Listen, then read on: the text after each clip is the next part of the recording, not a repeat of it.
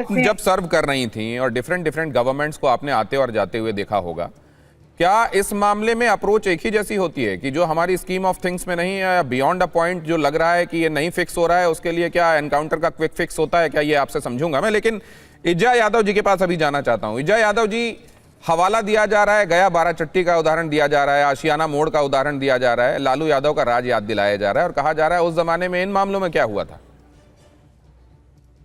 देखिए, वो समय आप 20-25 साल पीछे आप जा रहे हैं, और जब भी आज कंटेम्प्रेरी समय में कुछ भी होता है तो आप हमेशा 20 साल 25 साल चले जाते थे। कानून व्यवस्था हमेशा एक रहती है, और इस तरह का जो एनकाउंटर होता है कि आपने आर्म सरेंडर करा करके गोली मार दी, ये तो गलत है ही, इसकी कोई पुष्टि नहीं करते हैं। लेकिन साथ ही साथ अभी की सरकार जो है उसको ये सोचना चाहिए, सरकार पे ये इल्जाम भी लग रहा है कि जातिवादी करती है एनकाउंटर पे, तो इससे भी सरकार को बचना चाहिए। सामने क्या है, अपराध कितना बढ़ा हुआ है, ये कहने की बात नहीं है, आंकड़े बताते हैं। भले ही लालू प्रसाद यादव जी के समय को लोग बदनाम करते हैं, लेकिन अगर आप आंकड़े मिलाएं तो आज जितने जितने अपराध हो रहे हैं, हत्याएं हो रही है, बलात्कार हो रहा है, बैंक लूट हो रहा है, उस कंपैरिजन में अभी बहुत ज्यादा हो रहा है। जबकि उस समय बिहार और झारखंड एक साथ थे, अभी तो आपका झारखंड का पोर्शन हट गया है, आधा बिहार हट गया है। तो आप कह रही है कि मानवाधिकार के मामले में, मानवाधिकार के मामले में या वो जो जंगल राज टैगिंग थी, वो सब एक राजनीतिक विद्वेष के तहत थी। असल में लालू जी या राबड़ी जी के समय जिस तरीके से चीजें चलाई गई, आप समझ रही हैं कि बड़ी आदर्श के करीब थी और उसमें कहीं कोई गुंजाइश नहीं थी। इज्जा जी, मैं आपके पास आता हूं, लेकिन कुछ एक चीजें यहां पर्सपेक्टिव के लिए और भी सामने रखना चाहता हूं। एनकाउंटर पर बिहार पुलिस ने अपनी गलती बहरहाल मानी है। ADG law and order Sudhanshu Kumar क्या बोले? अभियुक्त को संभाल नहीं पाए पुलिस वाले, एडीजी ने कहा। भरत को गोली मारने पर एडीजी ने कहा आत्मरक्षा में गोली चलाने का हक है। एडीजी ने यह बात कही कि आत्मरक्षा में गोली चलाई जा सकती है, लेकिन जिस तरीके से भरत तिवारी को हैंडल किया जाना चाहिए था वैसा पुलिस वाले कर नहीं पाए।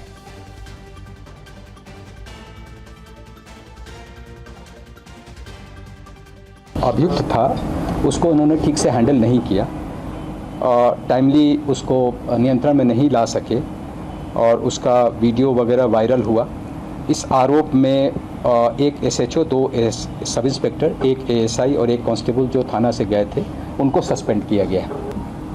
पुलिस जो है वो आत्मरक्षार्थ गोली चलाती है, वो कानून के तहत एक एक्सेप्शन है, उसमें हमें आत्मरक्षार्थ गोली चलाने का अधिकार दिया गया है।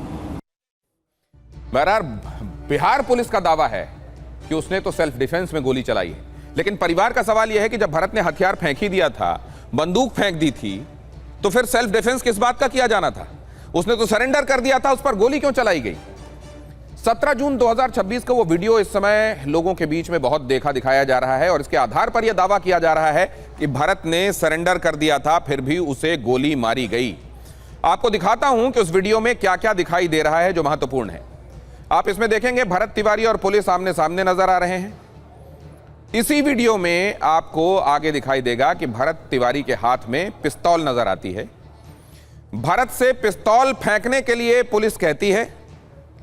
भरत को यह शक था कि पिस्तौल फेंकते ही उसको गोलियां मार दी जाएंगी, उसका एनकाउंटर हो जाएगा। भरत बार बार कहता है कि मुझे पुलिस पर कोई यकीन नहीं है, लेकिन कुछ देर के संवाद के बाद भरत ने पिस्तौल फेंक दी है।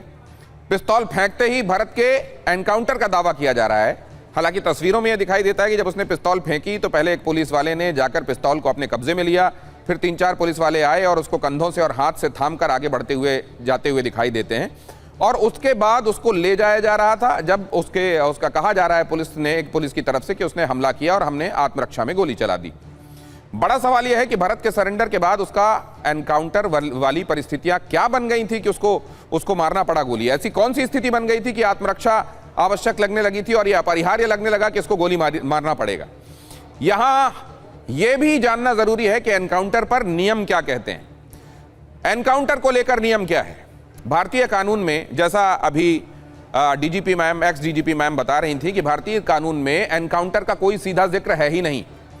आईपीसी की धारा 96 और 100 के तहत सेल्फ डिफेंस का, आत्मरक्षा का अधिकार है, और इसीलिए मैम ने यह भी कहा कि जितना आपको है उतना किसी दूसरे पुलिस वाले को है, किसी आम व्यक्ति को है।